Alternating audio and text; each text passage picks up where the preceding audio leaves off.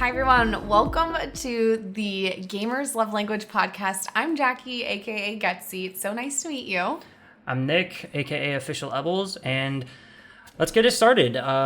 This is our first podcast. We're going to be doing these every single week. The plan is every single Sunday these are going to be going live, and we're going to start this first episode off just about kind of talking about ourselves, how we got started with streams. We're going to be answering some questions from our Discord community, which we're super excited to dive into.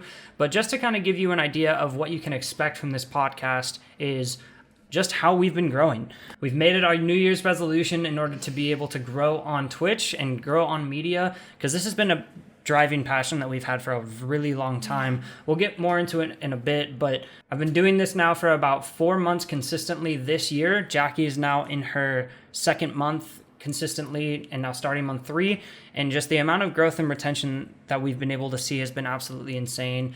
So this podcast, you can expect some tips on like small streamers and the growth potential, and just tips and tricks on how we've been able to get the following that we've been able to build, how to go about that in the right way, creating relationships with people rather than creating an online following, because there is a big difference. And then also just, relationships. I think relationships and how that affects husband and wife. Like, I don't know if you have anything that you want to say on that. Yeah, we're just going to be sharing just like our experience as being a husband and wife duo in the gaming industry, as well as just like how to have a good work-life balance in this, while also growing each other's communities and supporting each other.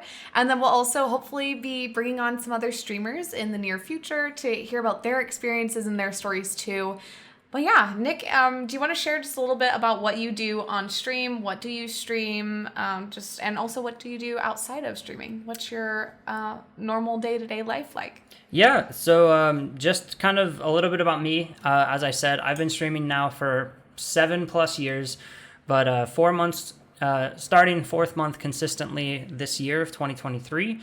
My main content that I do is I play Rocket League. Rocket League is the main game that I play. It's the game that I have been growing in within the category of Twitch. I do live coaching, so I coach people how to get better at the game. I give tips and tricks, and then I also have a weekly giveaways. So every single Friday, I do a giveaway for my live community as a way to be able to kind of give back to the community that I've been building. It's been amazing to create these relationships, and I always want to be able to be the type of person that can always give back. So every Friday we celebrate by playing marbles live on stream. Everybody gets to play, and everyone can potentially win some money, and it's been amazing to be able to see who's been winning. Outside of live streaming, I am an audio designer supervisor, so I design system designs for like restaurants, home media, home theaters, landscape systems. I've worked on some amazing projects for celebrities that I'm not going to disclose.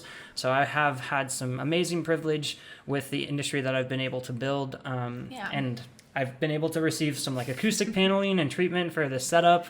So that's the perks of also being within the audio industry. But what about you? It must be honestly so nice having all of that knowledge from work and applying that to what you do now online.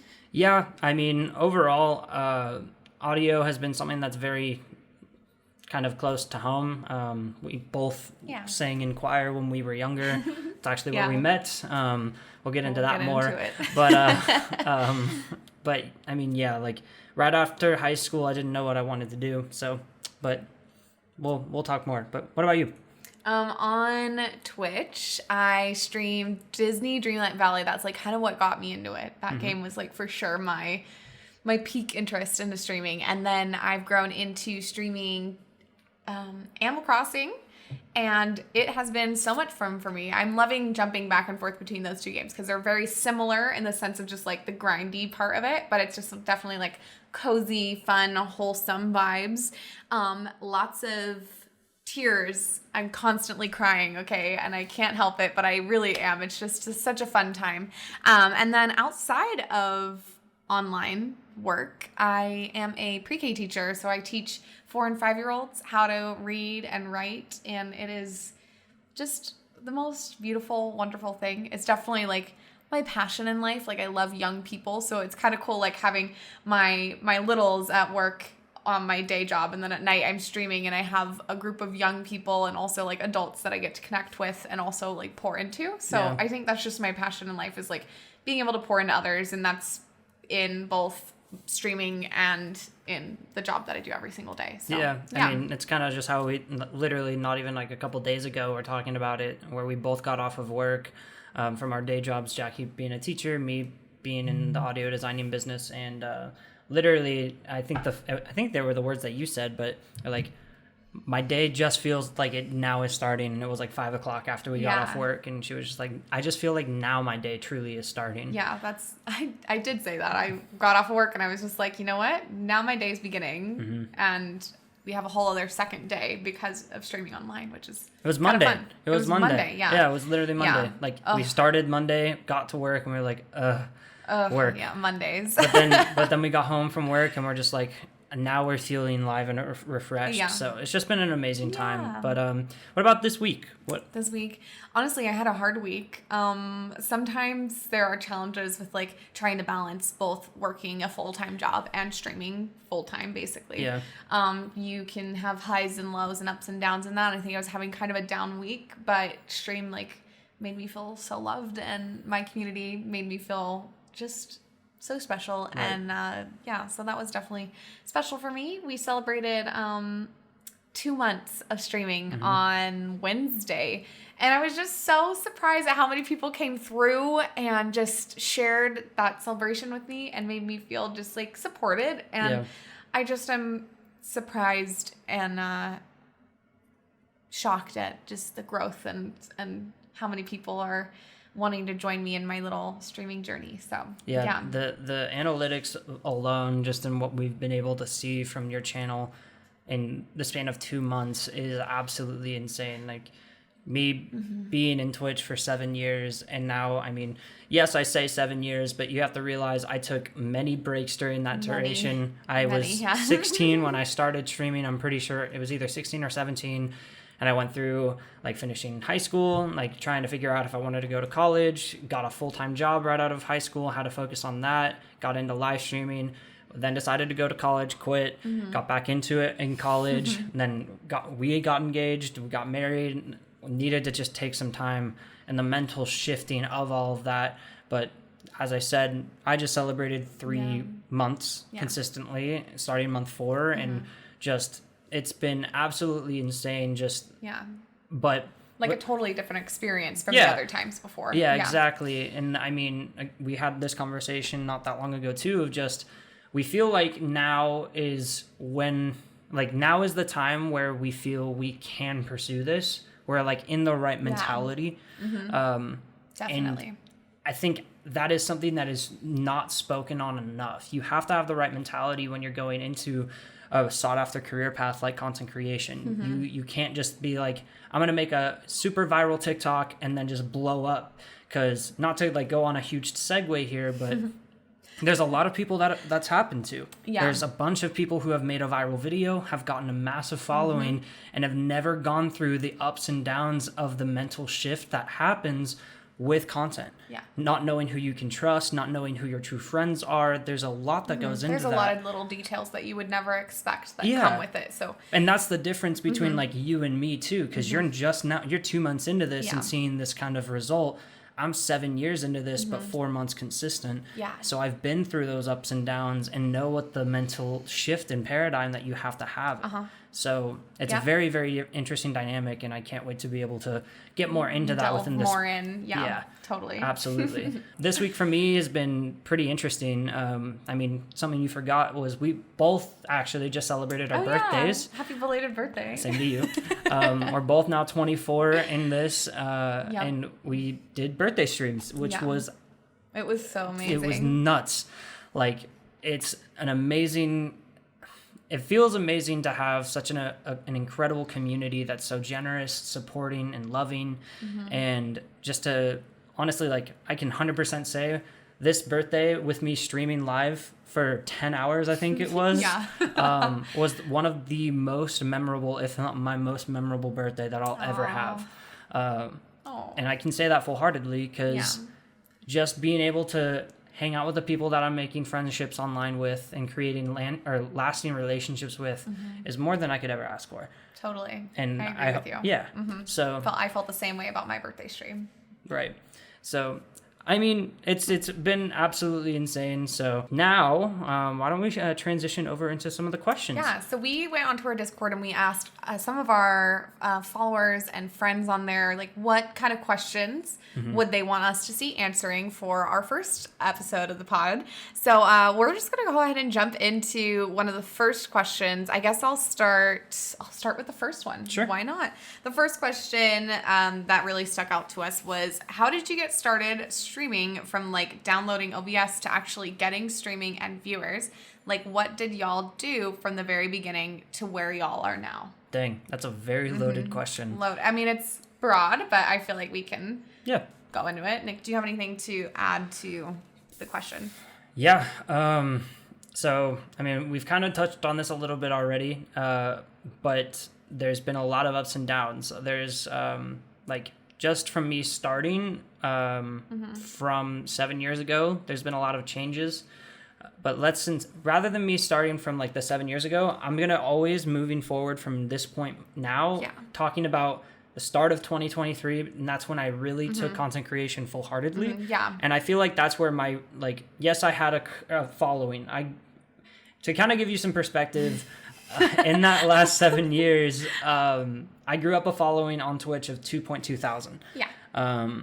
So, and that's not something that I'm like trying to be boastful about. That's what happened. Yeah, that's what happened for you. That was your experience. I grew that, and then I took a 2-year break. Yeah. And a lot of my followers and a lot of my following just they grew up. They went to college. They're now in jobs. Like they grew up after that, and now with the starting of 2023, it's basically starting over. Like, yes, I had a following. I had some people that came back, and all of like the OGs is what I call them within the channel, like people that have 6+ years of follow age and whatnot. So I did have that little like nest egg of people that were going to be there to help support me and rekindle my growth. But I'm going to basically just talk about what moving forward from the start of 2023. Yes. To give context, Nick and I sat down at our anniversary. We got married on the 1st of 2022. So we were sitting down New Year's Day of 2023 at dinner, and we were just like, why are we not pursuing our dream? Yeah. Yep. Why are we not doing that? It was a very hard conversation. It was a hard conversation, but it was so needed, and obviously it was meant to be that was the timing of it. So basically we just started at the beginning of 2023, looked at each other, committed that we would start following the dream of pursuing content creation and streaming and just like see where it might blossom. Dang. So I guess like, I know, isn't that kind of weird that it's already been literally 3 months? That flipped a switch in my brain, because like that, we had our anniversary dinner here, and we were literally like, why do we feel upset at our anniversary? And then we had that conversation, and how looking back 4 months later, honestly, I think Twitch was the outlet that both you and I needed to really like grow. Yeah. But being like in the more specific, so downloading OBS to actually streaming and getting viewers. So like I would say steps, obviously, like make your Twitch account. Yep.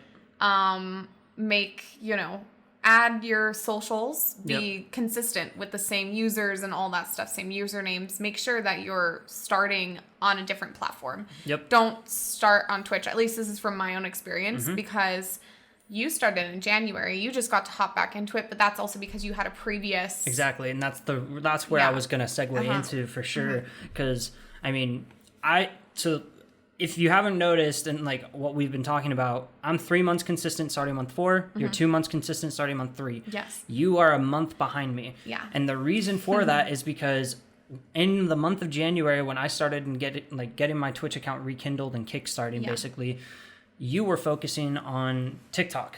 And you were really hounding, like, creating an audience, creating a following. You've surpassed me now on TikTok, which is crazy.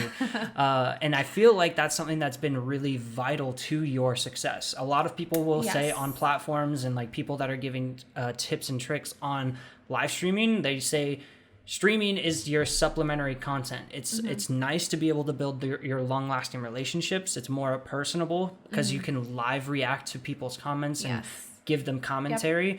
But another media outlet is where you have to grow to build up that following. Because if people don't know who you are, unless there are strategies too, like finding the right category on Twitch, not streaming into a category that has thousands upon thousands of streamers. Yeah, which we can definitely get more into on like the nitty gritties of after you go live. Like, right. How do you do that? But and like, what do you do? A basic bare bones rundown of like getting kickstarted is setting up your Twitch account, as you said, having your panel set up, not just having a panel of a donate button and that is it. You want to make sure that you're standing out. Like, treat it with some professionalism. Oh, yeah.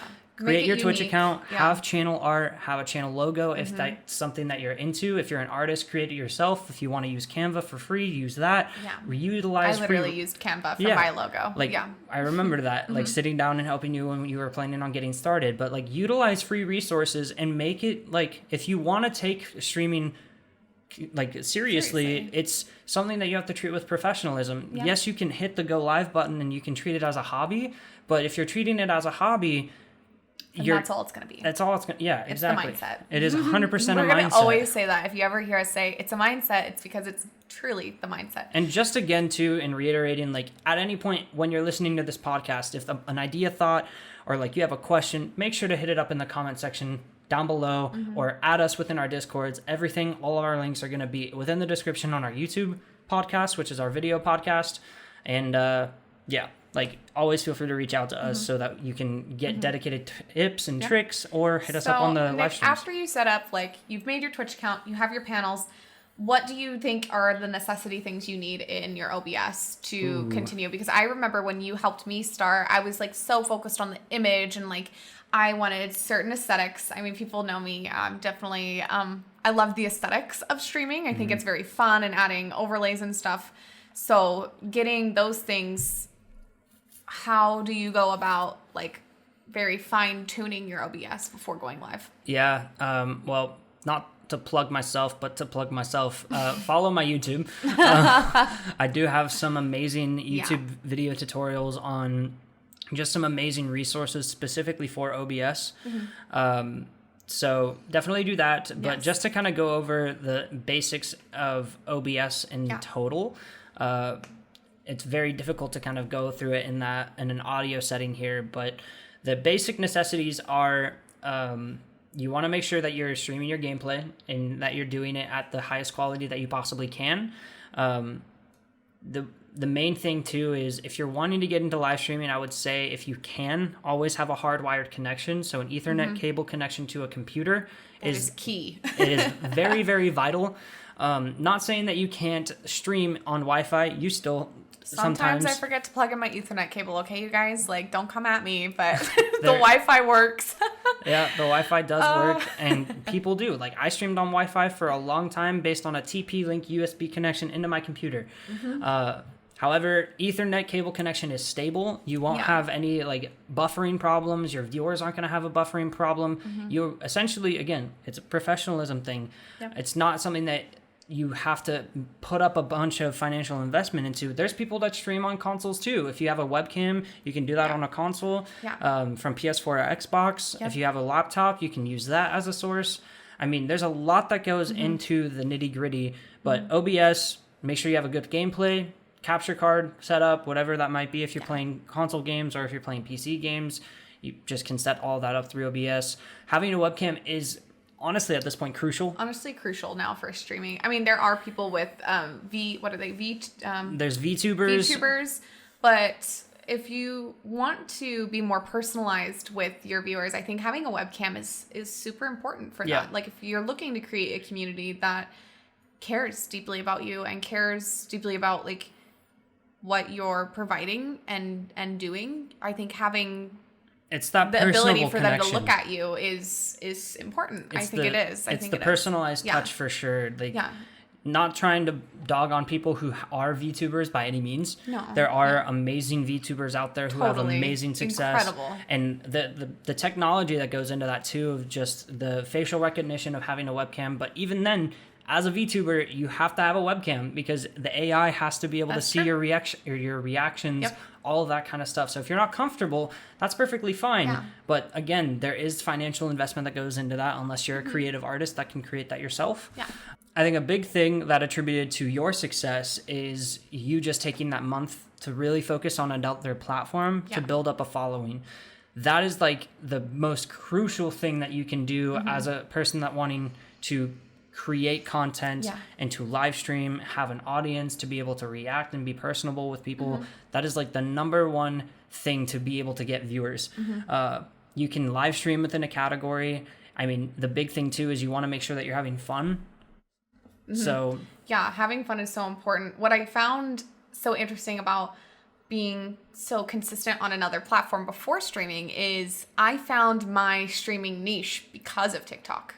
I wouldn't have played the games that I do play without the research and the analytics that I did on TikTok, because the viral videos that I was making were the driving purpose of me streaming, because I saw, Dreamlight category is going off on my TikTok, and then Animal Crossing was doing super well, and so I was just like, I guess these are the games that the people that are watching me are enjoying and are commenting on, liking, like they're engaging now with my stuff, so I'm just gonna double down. Like you would tell me, you need to double down, which means just recreate, content that is similar with the same topics, with the same kind of niche.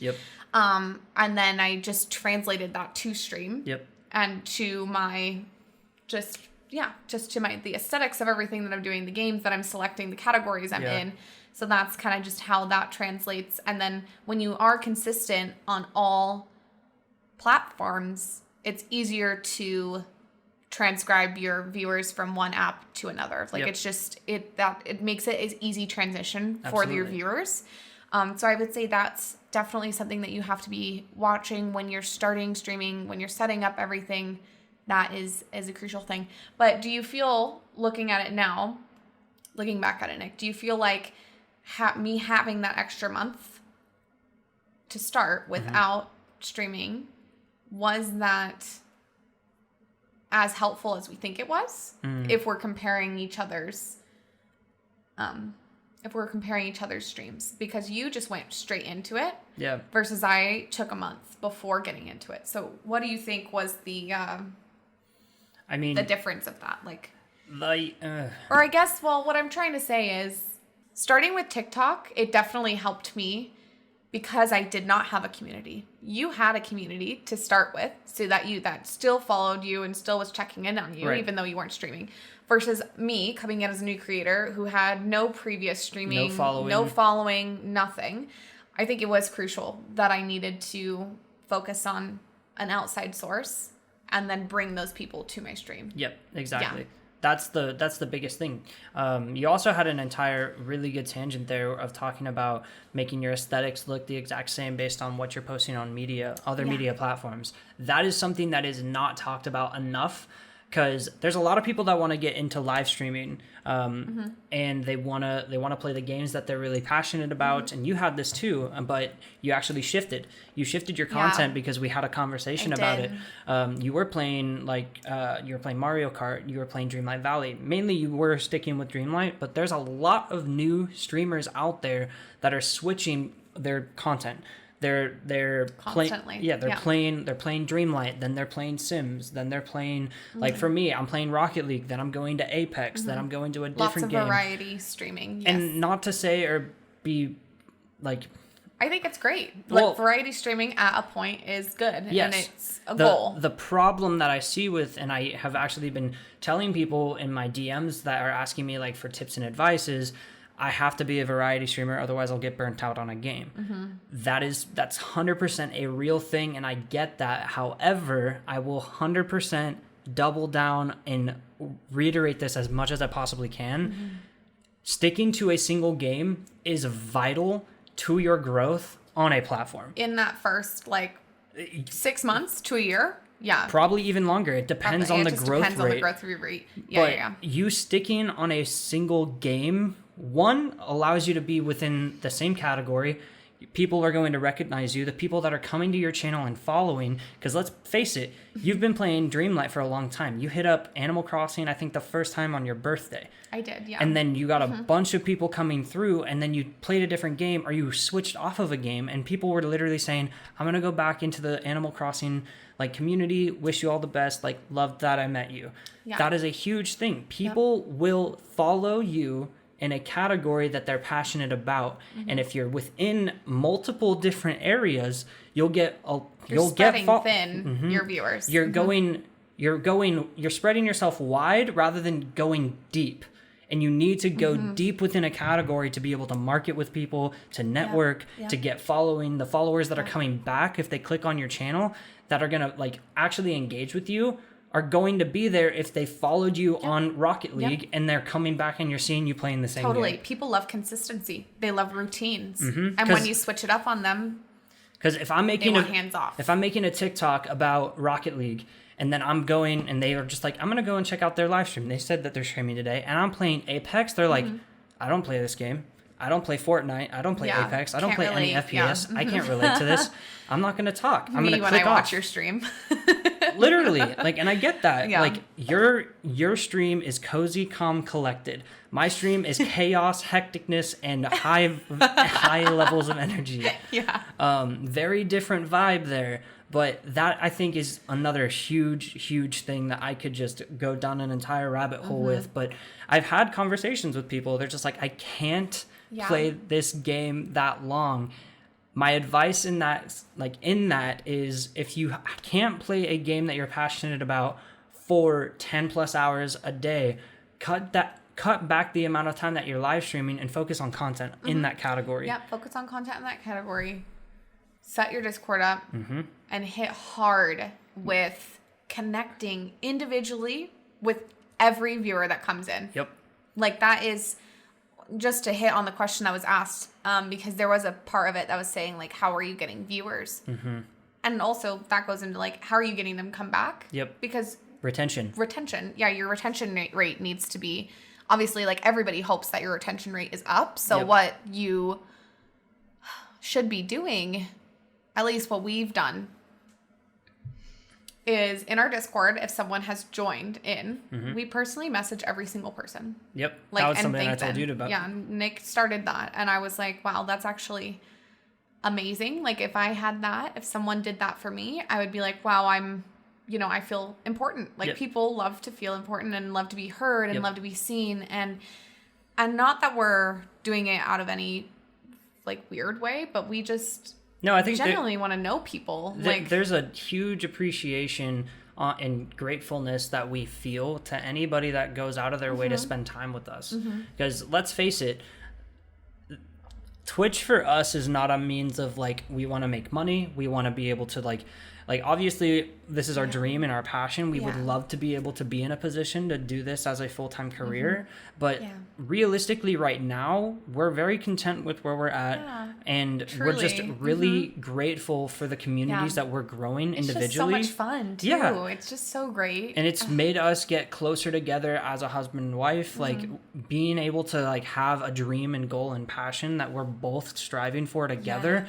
That's something that's huge. Yeah. But I mean, I started, and I'll say that I always will make other people that come into my community, regardless if they're a first-time chatter, if they just followed the channel, I will hit them up with as much love and appreciation as I possibly can the moment that they're in my stream. Yeah. Because I don't know, like, they might be on the platform because they had a really hard day. Yeah. They might be going and seeking out, like, appreciation. Yeah. You never know what somebody's going through. And if they come into a live stream and they feel overwhelmed with positivity and they're like, oh my gosh, like, they ask me questions, they're asking how my day is going, that's what's going to overwhelm them and engage them to prompt a response. If you're asking them, like, both you and I always say, how'd you come across the channel? Was it from the recommended tab? Was it from the category of the stream or the game we're playing? Is it from a different platform? Let us know. You're interacting with them from the moment that they're coming into your platform. It gives them a comfortable way to enter chat because not all people want to. And, like, lurkers are amazing too. Absolutely. I think Nick and I are coming from just a place of also, like, Nick and I care so deeply about human connection. Right. Even though we call ourselves hermits, because we are like definitely more introverted. 1000%. Like I'm an extrovert, Nick's an introvert, but even like being married to an introvert, I've become more introverted. Yep. Except like online, getting to know these people and knowing their life story and knowing what they're going through and being able to be connected to other people's stories in life means so much to us. And I think it's that deeper connection that keeps us just wanting to come back, because it is truly so incredible. Right. Knowing that when we go live, we are a source of comfort for somebody out there. And I think that's why it's just been so fun getting to know other people and just being genuinely real with others and wanting to know them. I think that's what makes it so great for us streaming and, Absolutely. and how we keep wanting to come back to it, because it's just, I don't know, I haven't had a single day where I've been like, I don't really feel like streaming. Right. Like you have the days where you feel nervous. I still do get nervous. I still have a lot of nerves streaming, but I think that's just with time. Like, I don't know. I think that's anyone. If you were to put someone on a stage and hand them a microphone and ask them to sing or tell a poem or do something, you'll have nerves. It's the same thing as hitting the live button. Like sometimes you just, it's a platform, it's a stage you're on. So yeah, I do get nervous, but that's okay. Like I'll shake it. I'll shake it eventually. Nick, do you want to go ahead and start us with the next question? We literally were on that question for so long. Yeah, absolutely. We'll speed run through some of these other ones for sure. But maybe we'll definitely have to go in depth of like what our steps were. Yeah. For sure. Like here's step 1, here's step 2, step 3 of setting up your stream. Yeah. Like we should definitely make an episode. If you guys want to see something like that, please let us know in the comments, because we can definitely make a very niched episode on the pod about step by step how to do it. I guess we're calling this the pod rather than the cast, huh? It's the pod. All right, fair enough. We're pea pods. 2 peas in a pod. Wow, that should have been the name, other than gamers' love language. Pea pod. Anyways, like just to finalize out on that and kind of wrap everything up into one whole addendum. Twitch shouldn't be about how many viewers you're having. It should be about the relationships that you're creating with the people that are coming in and sacrificing time to spend time with you on the platform.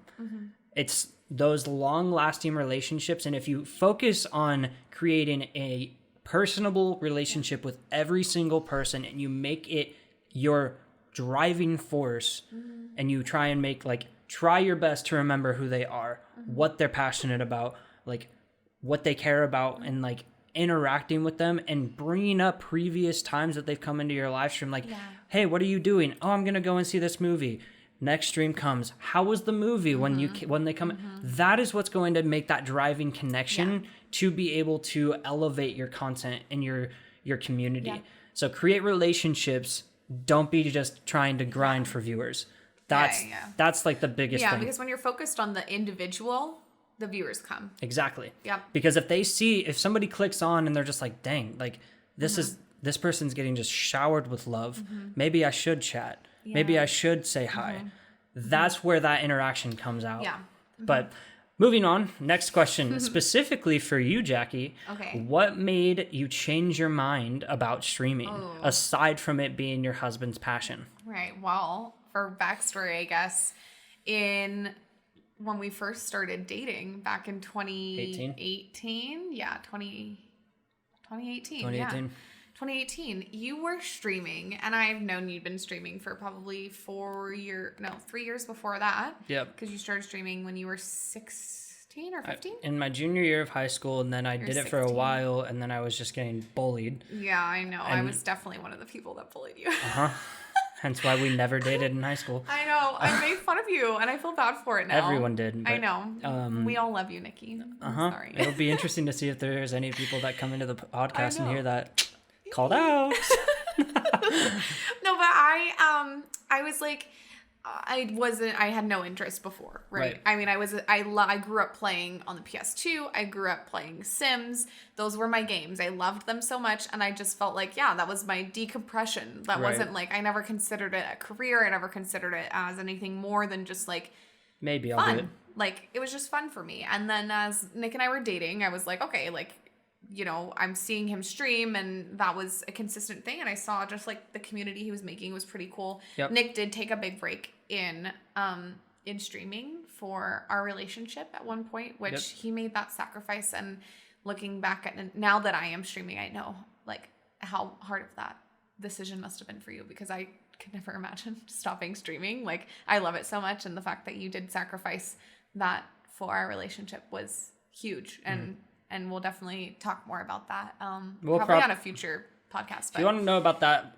origin story, hit us up in the comments for sure. Yeah. That's a huge rabbit hole for sure. It's a huge thing. But basically, as time went on, I did try to stream in 2020. I was 20 years old, and I don't know. I had just kind of like this thought of like, sure, I'll try it. Like, it wasn't very serious. I was just like, looks cool. Like, I'll try it, see how it goes. My intentions weren't there. And I wasn't like, I just didn't really know what I was getting into. Do you think that was like, if you're being honest with yourself looking back at it, were you looking at it as a point of, yeah, I'll stream and I'm just, like, I'm a girl. Maybe I'll just pop off. Maybe. Who knows?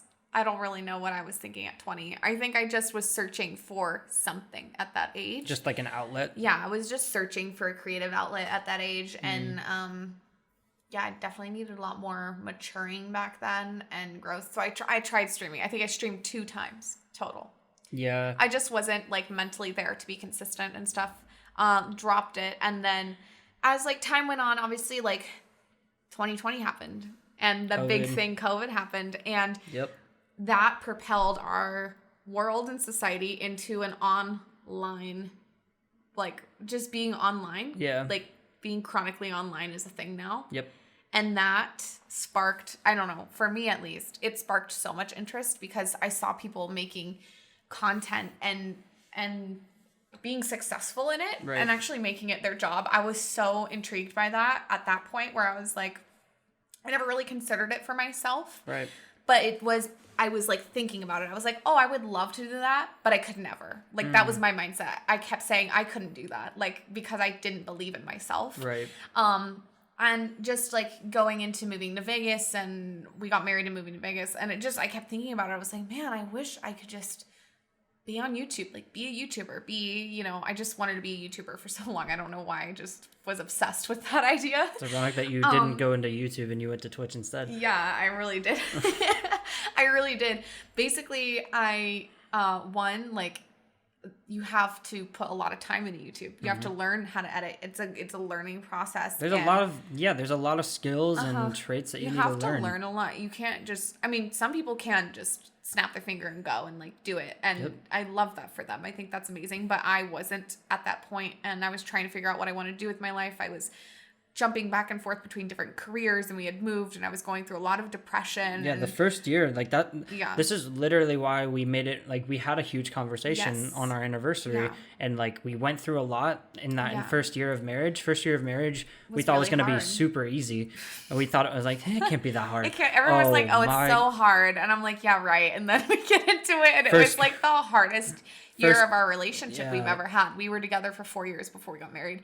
And it was wonderful. And then we get married, and it was like, I think it was definitely a combination of, we got married, we moved to a completely different place. Yes, we have, like, my oldest brother and my sister-in-law is here, especially with my niece. So we had some family, we have some friends here. Yeah. So that was a nice little cushion. Nice. But it was the first time we were on our own together. Getting married, this is the first time I've ever been away from home. Yeah. Like, I literally never left for college. Nope. I never lived with other roommates. I literally lived with my parents all the way up until we were married. Yep. Yeah. Or like right before we were married, you moved out here. That was a transition and a half. It was just a lot. We left our state, or left our hometown. I left my dream job at the time. Yep. Being a florist in California was like specifically because fun. I got my degree and got an opportunity here. So we moved here because of Nick's work. And anyway, it set me down a spiral, right? I got super depressed. I quit my job. I was jobless for 2 months. Yep. I didn't know what I wanted to do. Yep. I really dug deep and like thought to myself, if you could do anything, what would you do, Jackie? Was looking like on Indeed every single day. I was so stressed too. And thank God for you and your job, because I'm just so grateful that you gave me those 2 months of grace to like figure out what I wanted. But basically I was like, well, I loved working with children like so much. And for context there too, both Jackie and I back in California in our hometown of Napa, we served in ministry. So we did ministry work for our church. Yeah, I was a youth leader, and I was working with high school students, high school girls, and that was like the happiest That was our outlet at the time. Our outlet to give back into people's lives, and like I just found so much joy in helping young girls figure out their way in life and mentoring them and coaching them. Like mentoring and coaching was definitely a passion. I definitely for you too. And I was like, well, how can I do that without a degree? Because I went to school for business entrepreneurship. I didn't go to school for education. I didn't go to school to be a teacher. So I was like, how am I going to do this? Found the job I have now. Didn't need credentials for it. They literally trained me to be a teacher, which was just, I don't know. Gave you 2 weeks of training, by the way. Literally 2 weeks of training, and then I got my own classroom. It was insane, but obviously... Hardest classroom, too, by the way. Yeah, literally the hardest classroom. Literally the hardest group of kids I've ever worked with, but I love them so much. They're all incredible and amazing, and I'm so grateful for my job now. But even then, in teaching, I was like, something's missing. I don't know what it is. I'm still craving only talking to children. I'm only talking to children. Like, I'm missing something in my life. And then... like fast forward to when we're sitting at dinner and I look at Nick and I'm like, we're just talking and I asked you, I was like, what's your dream? I literally looked at you and I said, what's your dream? Yep. And you said like, well, like I just, I've always wanted to pursue content creation. And I was like, me too. And I just don't know why we've never done it. So basically, we had our aha moment. We had an aha moment together. So even though you're asking, like, aside from it being your husband's passion, it was always a deep down thing for you, for sure. Like you always, even in like our 4 years of dating, you've always like you supported me through that in our dating time. I think really, and we'll get into this in another question too, but having a level of understanding, it's not easy. Like if one person in a relationship is streaming, it's very hard to have that grasp. It's really hard to understand. It's so hard to understand like what a streamer goes through on a day-to-day basis if you're not like doing it yourself. And you can communicate it. You can be like, you don't understand how important this is. And then you come off as snarky. You're coming off, you don't think I understand? Like, I get it. You're just live streaming to people. Like, people are just coming to watch you. It's that, like, again, why we say mentality. You have to have that level, like, a mental shift. Yeah, anyway. So, I mean, now that you've started to get into it, it's just been an amazing thing that's brought us closer together. We had that aha moment, and we're like, let's get into it. Yeah, I've always had a passion to want to be creative. I've always been a creative being, and content creation was something I wanted to do. Never thought I could do it. Was honestly talking myself down about it for so long.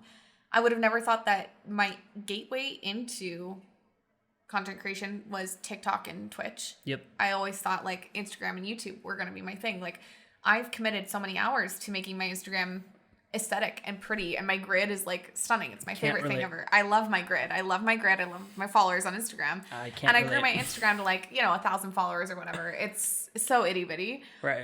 But it just was going nowhere. The platform was changing too much. I couldn't figure out Reels. I wasn't being successful in that. I wasn't keeping up with it. So I was just hitting a wall, and I was like, well, it was winter break. That's what it was. I was going into winter break, and I was like, I'm just going to make some TikToks of me on my winter break as a teacher. And I was like, wait a second. This is it. This is what I love. I don't know why I've never done this before. And then we kept talking like, if you want to do this, like, what are you doing it for? Like, why are people going to be following you? Because you can't, there are lifestyle. Damn, I forgot about that too. That prompting question of what are you doing this for? Are you doing it for a specific reason? Like, what's your end goal? Yeah. And that's always been I just kept being like, I just didn't know. Like, I did not know at all. And then, and I feel like that's a huge thing too. When you're getting into content, you don't know. You're just like, I want to be a content creator, but I don't know why. I don't know. Yeah. Like, it's okay though. Honestly. It's an experimenting process when you're starting. It's an unpopular opinion, but I think it's okay to not know what you want your niche to be, what you want your end goal to be when you're starting. Because I didn't know it until I was 2 months into it. Yeah. That I wanted to be a gaming Cozy gamer, basically. Cozy gamer content creator. Like, I didn't know that I wanted to be like a gamer girl. Like, I was literally thinking I'm gonna be like a lifestyle teacher TikTok girl. Yeah. And then like showing off my outfits and my clothes and what I'm shopping for and my daily life stuff. Like, that's what I thought I was gonna do. And then we had our anniversary dinner and you were like, I'm gonna get back into streaming. You made that commitment, and we were like, we're gonna post on TikTok every day and you're gonna start streaming again. And then I saw you doing it and I was like, I need to do it. And then I approached you just one random day and I was like, I want to start streaming again. Do you remember that? I was literally like, I just want to start. I want to stream. And then you helped me. I was so grateful. I definitely, disclaimer, would probably not be streaming if it weren't for Nick. Like, you have been an inspiration to me and just such a catalyst to me being able to fully understand like myself better and my hopes and my dreams. And like, as much as it was your passion first, like, I really do feel like you helped me discover that it was always my passion. And like, I've been playing games since I was 4 years old on like the computer, all the Barbie, literally Barbie PC CD-ROM games and stuff like that. Like, I've loved games my whole life, and I just didn't know that would be something that I would want to do professionally. Right. So thank you. I love you for that. Love you too. Thank you so much. Love you. Yeah. But yeah, that's basically what changed my mind about it, because I originally wasn't in the right mindset when I first started. I also just think that like at 20 years old, I didn't know what I wanted. And now at 23, when I started streaming, now 24, I just had the right amount of time, right amount of growth, just a better understanding of who I was. And that's what I think has made it a better experience, because I'm so secure with myself now that I think it shows through when I'm streaming, that like I'm confident in who I am. I'm confident that I'm an emotional being and I cry. I'm confident in the fact that like I love Disney and Winnie the Pooh and Taylor Swift, and I'm not afraid of other people being, you know, like not liking me because of that. I'm like, it's fine. I think I was so afraid. I have had such a fear my entire life of other people's opinions and being judged. And now I'm just like, I'm so ready and okay with the fact that people might not like what I put out there. But I know that there are people out there who do like what I share and that's your driving force. And that's my driving force, that like there are people out there who like the things that I like, and we will find each other, and I can't wait to become friends with them. And, absolutely. And to keep talking to them. So I think that's what changed my mind about streaming and how I got into it. Full circle with connecting with relationships too. And just to piggyback on that too, I think realistically, once you get into a specific level of content creation, when you have the right mentality, when you're doing it for the right reasons, you create or you obtain this shell of confidence, like the confidence in yourself and having the mentality, I guess is the proper term, of who you are, your identity as a person. And when people do come in, because there are the people that will come into your live streams and like try and troll you, send really sus stuff, and just try and like get a reaction out of you because that's what they're there for. Like, let's be real. There's people that go onto the platform that are very immature that will come in and just like start saying really, really crazy things online because they are wanting to just have a laugh.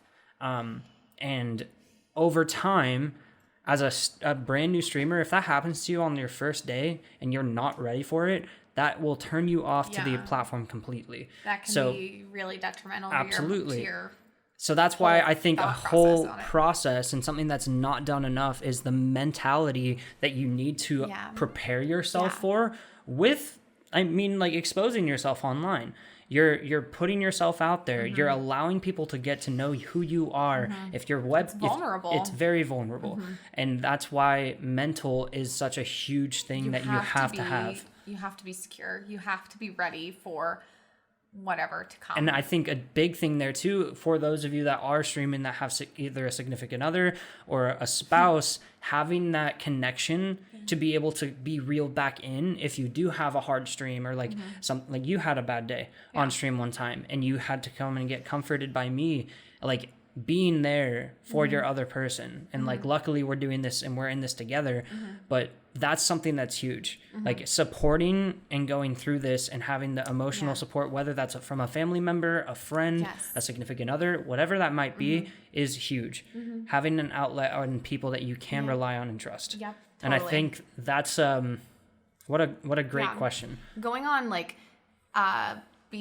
having another person, we do have a question that was asking, do you recommend that if spouses both stream, should they have separate rooms or stream at separate times for context purposes? Hubby and I have one game room and we have our backs to each other, but sometimes he likes to play his game when I'm in here. What do you think, Nick? I mean, you can share what our first experience was when we started streaming. Well, when you started streaming. What was our setup at the very start and what is it now? So for context purpose, this room that we're in right now, if you're watching the video podcast on YouTube, if not, go and check it out. But this room was set up with Jackie's entire setup right behind me. So right back in here, in this back corner of the same room. Now, rooms can be echo chambers if you do not acoustically treat them well. That's where, I mean, my connection with work really helped because I was able to get some audio dampening stuff and foam and make that investment into it. And I luckily got that stuff for free, so thanks Origin. But plug your work. Maybe I'll get sponsored by them. I don't know. Maybe my boss will listen to this. Who knows?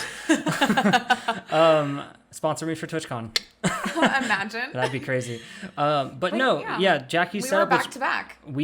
I was streaming this way. Jackie was right behind me in the corner, and the problem there is acoustics. Like that's a huge thing. If somebody's talking in the back, unless you have a really high quality mic and you can do audio ducking and you can do noise cancellation, that is something that's very hard to dial in for somebody that does not know what they're doing. And also, like, just as a starting out streamer, like, you have to learn those things, and I don't think that's a huge skill cap that you have, that you're setting the bar. And it's something to work towards. Definitely, it's something to work towards. There's major people that have success that do duo streams where they stream simultaneously at the exact same time, and that's how they spend time together.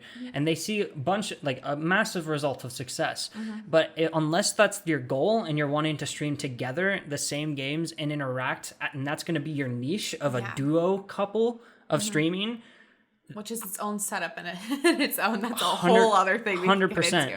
But unless you're doing it as a joint thing, it should not. I would recommend it's not worth it. No. Do not have your setups in the same room, or do not be live at the same time. No. Because then other people are gonna hear you and your game play. So, like, for instance, if your husband is playing games and then there's something that's really weird that's happening in the back, it could be funny. Like, it just depends on how you're marketing it. That's so true. Like, some people do like the funny, like, why is your husband screaming in the background? Like, that is hilarious for some things. It just depends on what you're going for. Yeah. Like, do you care that if you're a cozy streamer, like, do you care if you hear, in the background your husband raging or your girlfriend raging over a game?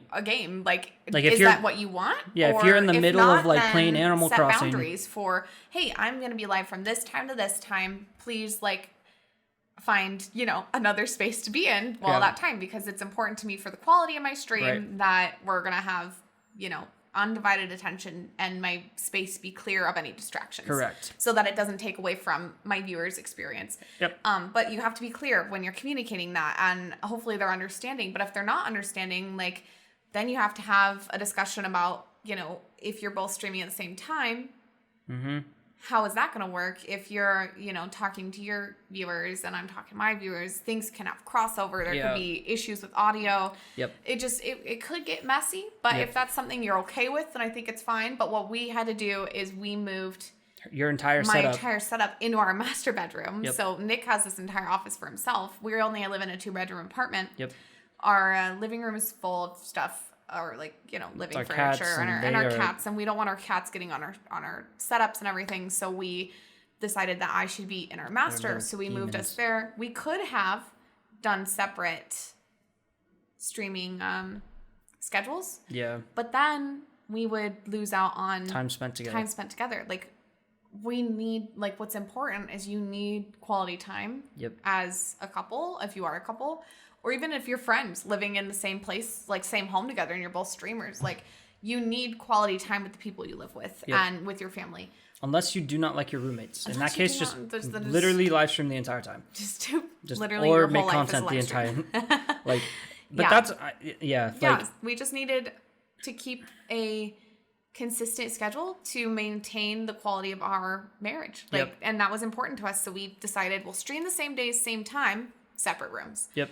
Otherwise, we would be in the same room, separate times with no quality time. And that just would be done. Well, we just know what works for our relationship is that's what we needed to do, of having same time, same day, separate rooms. And I think a big thing too is because you can receive growth on a platform like Twitch by being consistent. If you have to think of it in a sense of you're basically creating your own TV show. You're literally creating a TV show, and from my perspective of watching like iCarly or Danny Phantom or Zoe 101 or even like Dragon Ball Z, Naruto, like all the things. If you know, like back in the day, I think it was like a Wednesday. What's a new episode of a new show that I was going to be watching? Hannah Montana. Yeah, like every single Wednesday at 7:00 after I got off of school, I could watch that, and it's going to be the new episode, and I'd be there. How would it feel if I knew at Wednesday at 7:00 it got canceled? That wouldn't be fun. No. I don't think I would ever go back on. Maybe sometimes, but I'd be really upset. Having consistency is huge. And that's why Jackie and I decided like we want to stream at the same time, and we want to stream at least 3 days a week. We just recently added a fourth day because we've been seeing amazing growth. Yeah. But I think 3 days a week at a minimum is a great time. 2 hours a day when you go live. That way you're streaming 6 hours a week and you're focusing on content otherwise. And we can get more into like consistency. And that's how we started, and now it's even been more like we consistently, it's like 4.5 to 6 hours when we go live. Right.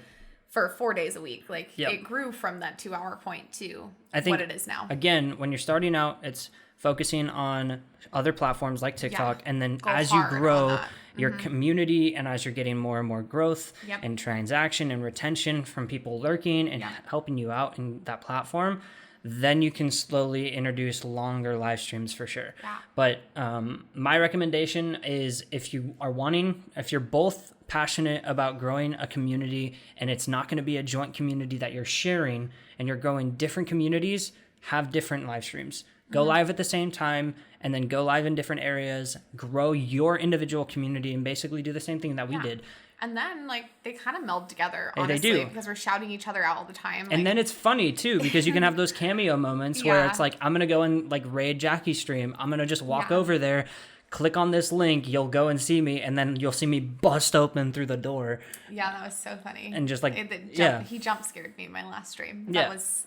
So you can have those funny, you can have those funny interactions, too, that make for great content. Like, that's another thing, too, just as a small little tip, too. Yeah. Always have an idea in mind when you go live for at least like if it's only one thing, if you can at least get one TikTok from a live stream, it's a successful live stream regardless of anything. If you didn't get any follows, if you didn't get anything, if at least you got one TikTok from that live stream, it was a successful live stream. So but moving on, let's see what the next question is. So it was it difficult or give you low morale when starting out with less viewers? Was there anything you did deliberately to gain viewers and build a community? I feel like, Nick, you could definitely start with this one just because you really did start from ground zero 7 years ago. So take it away. I think we've hit on it a little bit in this podcast already, but like when you started out at 16, what did that feel like streaming to 0 viewers? I think I can't really answer it that way because Twitch has evolved so much. Back in the day when I was younger, you could hit the go live button. You could be on a platform in a category and you could receive some growth from that because Twitch wasn't as big as it is. Now there's millions of people live streaming constantly in that platform and just hitting the going live button isn't enough anymore.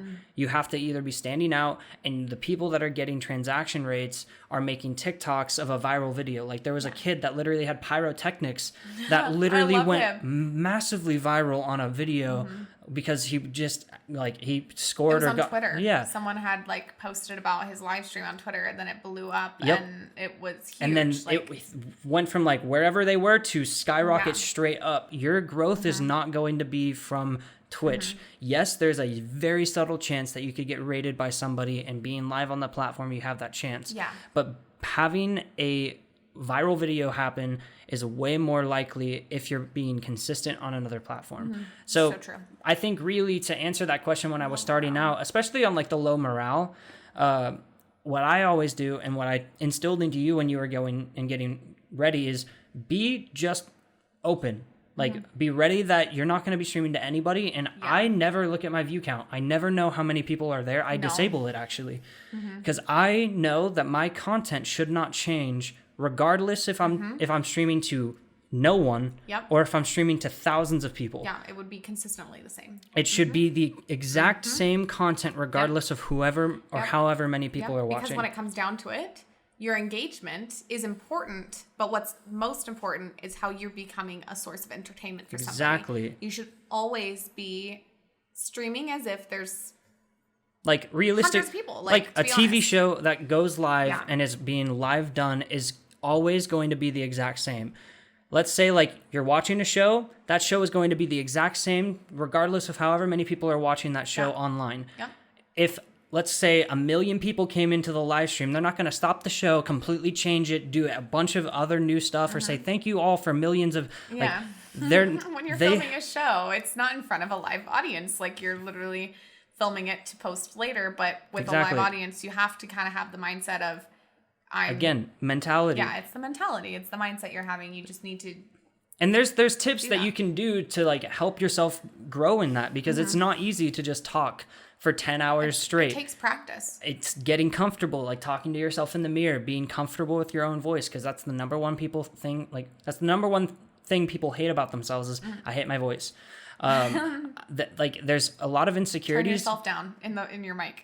Literally just turn yourself down. Like there's down your gain. There's so many things out there that are insecurities that you have to overcome when you're going live, and that's what is attributing to the low morale.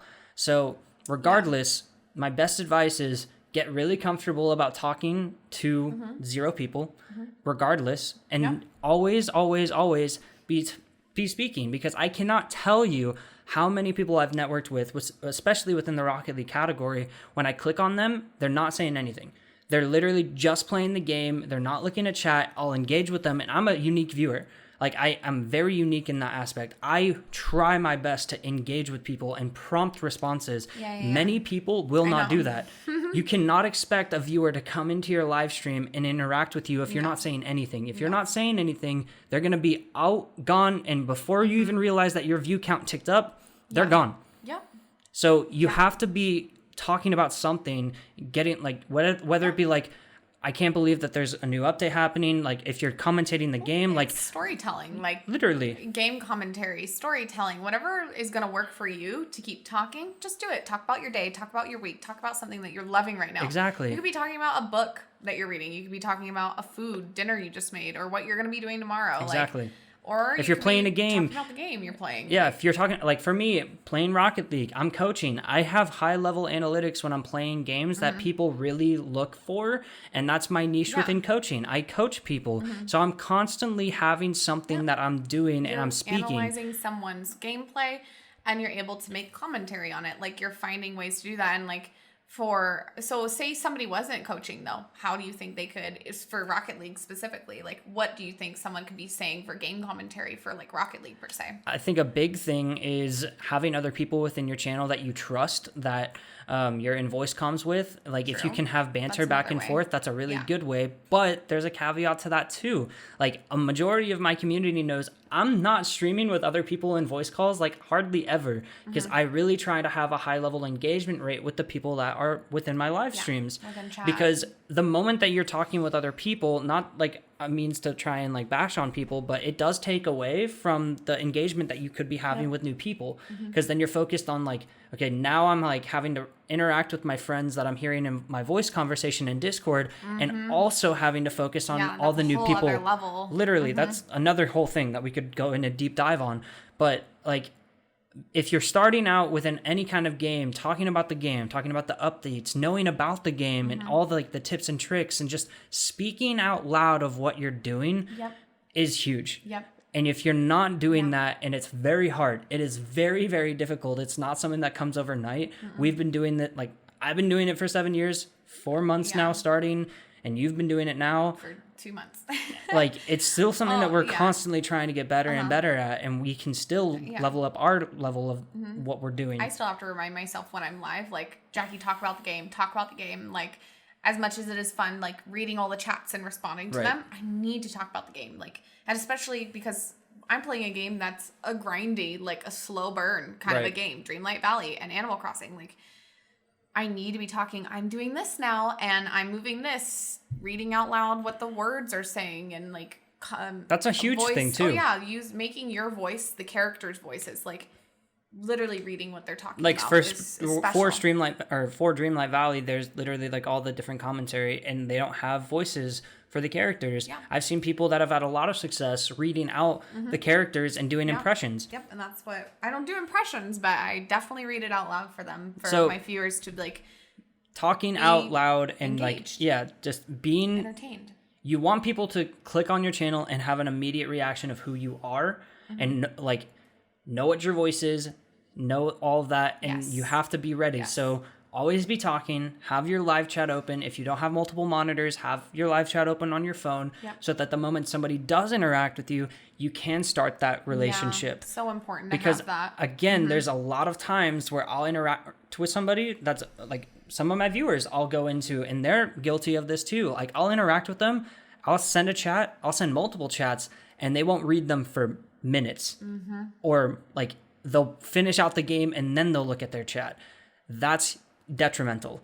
The moment somebody checks out your chat, you should be immediately interacting with them very shortly after response. Exactly, because sometimes you might be reading something important game or something, but like interacting with a viewer immediately, especially as you're small, is huge. It goes far. Because those relationships that you build are crazy, and you have to also like, I don't know if people are on low latency, but we're both on low latency on Twitch. If you're on high latency because your internet can't handle low latency, you're already having a disadvantage. You have to immediately be super quick with how people are going about interacting. Because if you're waiting, you're already losing out on those viable moments where making that interaction and making that impression, you could lose it out. Totally. I'll read our next question. Why don't we? Has streaming made you both closer? If so, how? I think we've really gotten on this already. We've like definitely touched on it, but just to reiterate, basically, well, I guess not really. We just talked about how we talked about on our 1 year anniversary. We got together and was like, let's stream. After we made that decision, how do you feel about me? Well, as I said earlier within Tell me how you feel about me.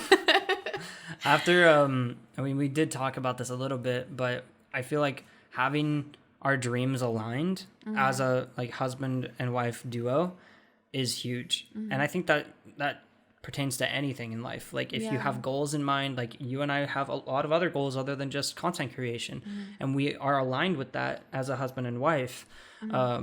Just as like partners in life, we are on the same page. And being on the same page within Twitch, again, is huge because there is a level of understanding. A lot of people don't realize what it is to try and build up a new community. The late nights, like I can't tell you how many nights Jackie and I have stayed up, or I've stayed up until like 3 a.m. on a weeknight, just like reaching out to people and making these connections and trying my best to like really be personable.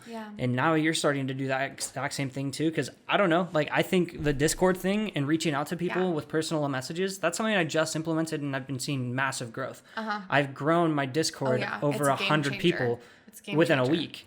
Like those little strategies that I'm slowly coming out with have been insane.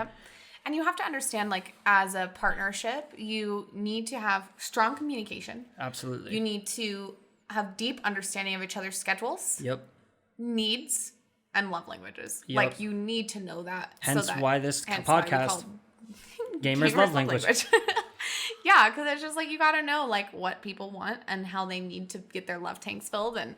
And if you can understand that about your partner, then that's what's going to be the thing that keeps you together. Absolutely. Like, I can't tell you and I can't stress enough, having both Jackie and I on the same page with live streaming has just made us more like attracted to one another, more like just everything. For real. I was literally telling Nick maybe like last week or 2 weeks ago, I literally looked at him and I said, I've never been more attracted to you in my entire life because of streaming. Is that weird? But I literally was like, wow, we're both just like grinding like success and like doing our best and trying our best and being our best person for each other. And it just has drawn us together super much. Like the most we've ever been, I think, in all 5 years of dating. I like being together. Absolutely. Yeah. I think streaming together and streaming at the same time and having the same schedule has been just a huge growth for our relationship for sure. Yeah. Totally. It's been so special. Absolutely. Yeah, I love that one. All right. I think we have 2 more questions. Yep. 2 more. So this is an interesting question from my community member, which was why I know money, but what does stream really mean to you guys? How does it affect your life? Yeah.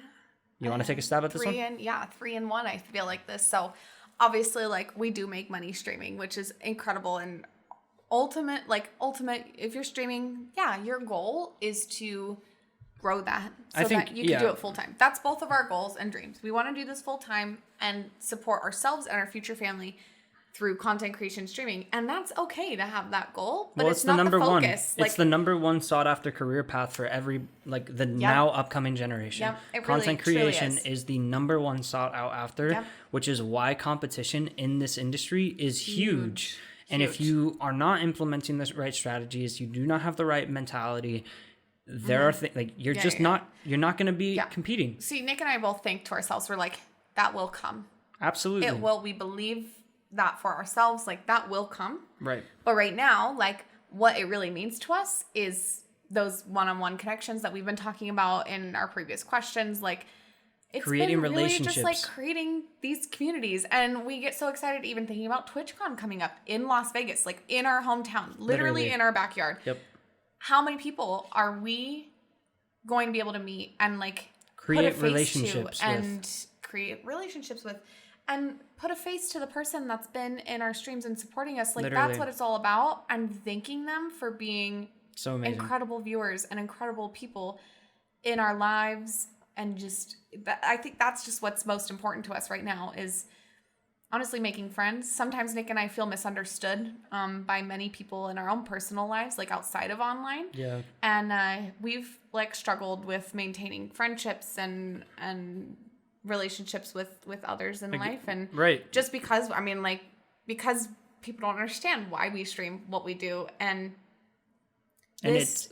It's a grind, absolutely. Yeah. And I mean, I always think whenever somebody asks this kind of question to me, because I've gotten it a lot from coworkers, from my community members, I think a really, really good way to wrap up this question is with another question, which I think we've all heard at some point in our lives, which is, would you rather have 1 million loyal friends or $1 million? Which would you choose? 1 million loyal friends, 100%. And the reason and the explanation behind it is if you had 1 million loyal friends, you could just ask them, hey, I'm starting up my own business. If you have 1 million loyal friends and you make a business and they're just like, hey, would you buy a $2 candy bar from me if I opened up my own candy store? And you had 1 million loyal friends, that's $2 million that your business just made like that. Yeah. Like, that's why relationships and building relationships on Twitch's platform is huge. Your focus should not be, I want to hit affiliate. I need to get people. I need to go into other people's chat and let them know I'm a streamer within the first 5 seconds. Like, hey, can you raid me? Hey, can you do this? Do not do that. Like, there's so many wrong ways to go about but there's growing. So many right ways to go about it too. And those are not being talked about. And that's why we wanted to create this podcast to really give you the full transparency of how we're getting to where we are how now. We've been able to get to the point that we're at. Like, not to boast, but you hit 20 average in your analytics on Twitch within 2 months. 22 now. Okay, thanks. Like, I'm at a point, I've been doing this now for 3 months consistently, and my average just hit 18.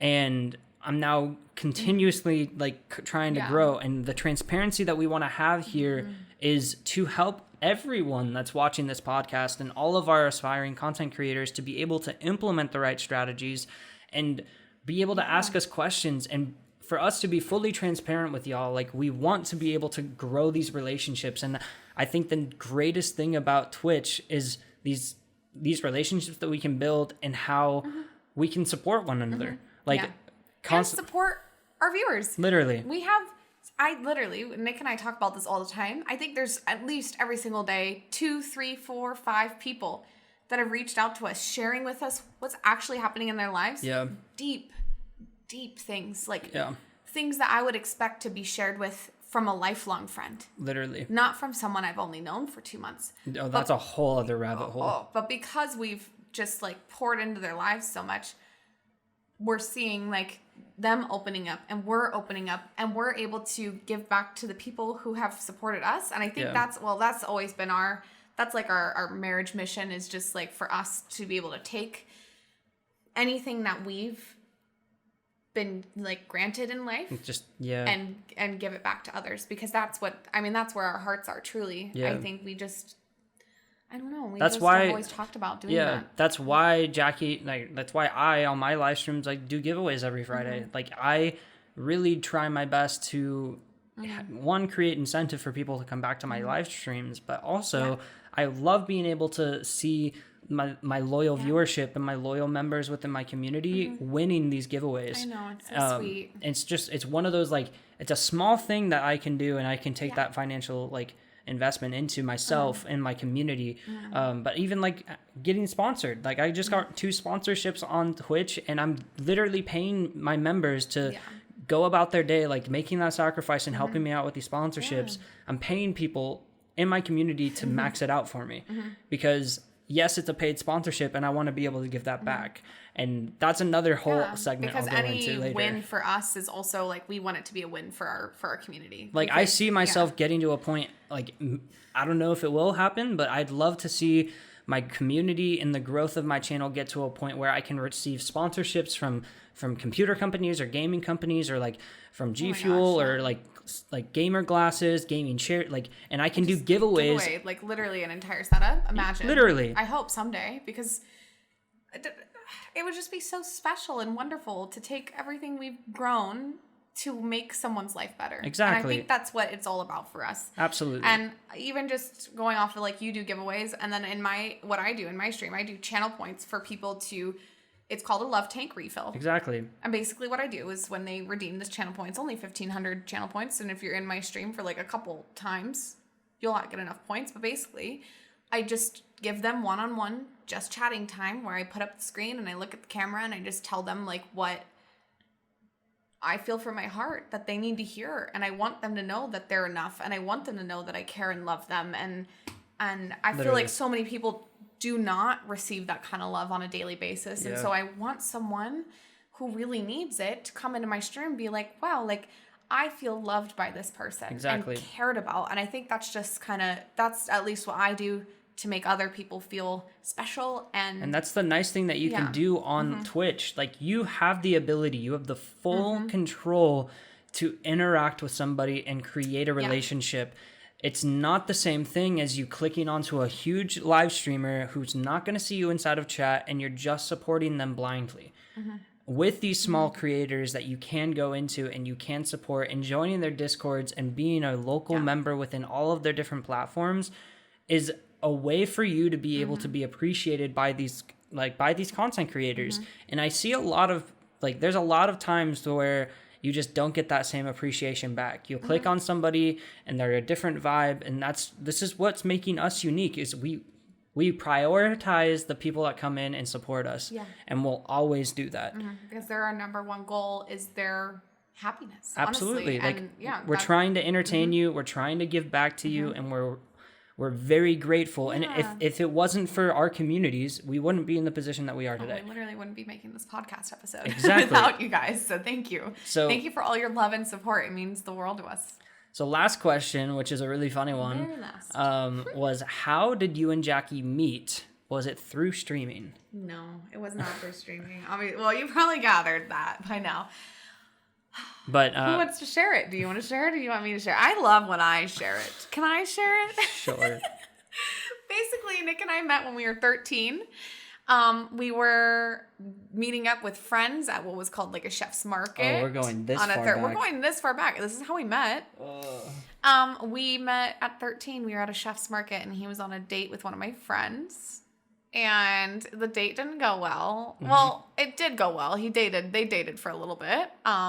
It did go well. You guys dated for a little while, but then you guys broke up. Anyway, I was obsessed with him. I was literally such a fangirl, and he wanted nothing to do with me. But for Nick's sake, I'll just say he just didn't want a girlfriend in high school. Nope. No. He just was not that kind of boy. But he did go on a date with me at 15, and we went to the state fair. And it was our first date, and I was enthralled. I thought he was the cutest guy in the whole world. And I don't know what you were thinking. What were you thinking? I don't know. I don't know. No, this is just Nick's personality. He just doesn't really emotionally. I remember nothing that. There. I remember that for sure. I mean, I don't know. I think high school relationships are dumb. And no need for them. So to put perspective, we weren't dating in high school. We dated in the summer between our freshman and sophomore year. Yeah, we didn't even date in high school. Because then high school came around, and I was like, sorry, nope. I was just a summer girl, apparently. I was just a summer fling. It's fine. Pretty much. He broke my heart, but it was okay in the end. We never dated again. No. But you liked me. We had that level of attraction. Yeah, absolutely. You were into me, but we never dated. Right. Mm-mm. And I think the reason for that, and you can hate me if you want, but I think there's such a persona built around relationships in a social setting like a school. So like high school relationships, it's not just the relationship between you and your person. It's how everyone else has their input towards how your relationship is going. Mm-hmm. And you have all of these differences of opinion, all of the other drama that goes into it. And then it's just rather than you growing as a unit and you're freaking young and immature, you're still trying to grow as your own self. Mm-hmm. It's not worth it. Mm-mm. And so I dated I think 3 different people in high school, and I was like, this is just not it. Like, I want to focus on my own self. I even tried dating somebody from a different school because I didn't want to have that persona built around it, and it still happened. And I was like, I can't do this. Mm-hmm. And so I broke up with them. And I didn't date. And then we graduated high school, and I was working full time. And then you and I. What happened? Oh, you reached out. You messaged me randomly. I think I saw something that you posted on Instagram or something, and I just was like, I haven't spoken to you, and I still had your number, and I was just sent like, how are you doing after a year of high school? Yeah, and it was 3 days after. It was literally 3 days after I had broken up with my previous boyfriend. And I think you talked to me, and didn't we hang out that same night? We literally hung out that same night. We just like got together and like as friends and just like hung out, and then like from there we kind of were like, wait a second, we're out of high school, there's no other personas or differences of opinion. Mm-hmm. We can actually be in a relationship and focus. And then that's kind of just how it sparked. So that's the origin story. And we dated for like 2 months, and then he finally asked me to be your girlfriend. Mm-hmm. New Year's Day after the ball drop and everything. 2018 New Year's Day. And then at 2 a.m. Yep. It was wonderful. It was very special. And then special. I think it was 2021. We got engaged. And then 2022 we got married on New Year's Day. So yeah, and now we've been married for a year and 4 months. 3 months. A year and 3 months. A year and 3 months. But yeah, it's been wonderful. So we've been together a full 5 years, and then this year we've known each other for 10 years. So yeah. But that's how we met. Anyway, yeah, just a little tidbit about us. So you guys can get to know us a little bit more. We do look forward to answering more of your guys' questions in the future. Thank you to everybody in our communities and on our Discord for hitting us up with these questions. Thank you. We definitely did some deep dives. I hope everybody did get some value out of that for your questions. So thank you for asking them. And we're super excited to be kickstarting this podcast out. And just being able to connect with y'all on a deeper level. So if you have questions, again, hit them up in the comments. Both Jackie and myself's Discord is going to be in the description of this video, as well as links to our Twitch channels. We both go live every Monday, Wednesday, Friday, and Sunday. Monday, Wednesday, Friday is at 6 p.m. PST, and then Sundays are at 2 p.m. PST. So if you have any questions there and you're listening to this podcast and you're just like, I want to go and connect with y'all, definitely hit us up on our live stream. But if we're not live and you're catching this podcast on a different day, make sure to join the Discords and we'll 100% see you in there. We really look forward to having some more episodes coming out for you with different topics all about gaming and small content creation and streaming.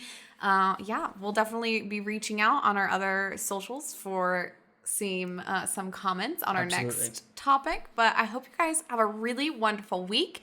Thank you so much for listening, and we'll catch you next time on the Gamers Love Language. Bye, you guys. Bye, guys. Bye.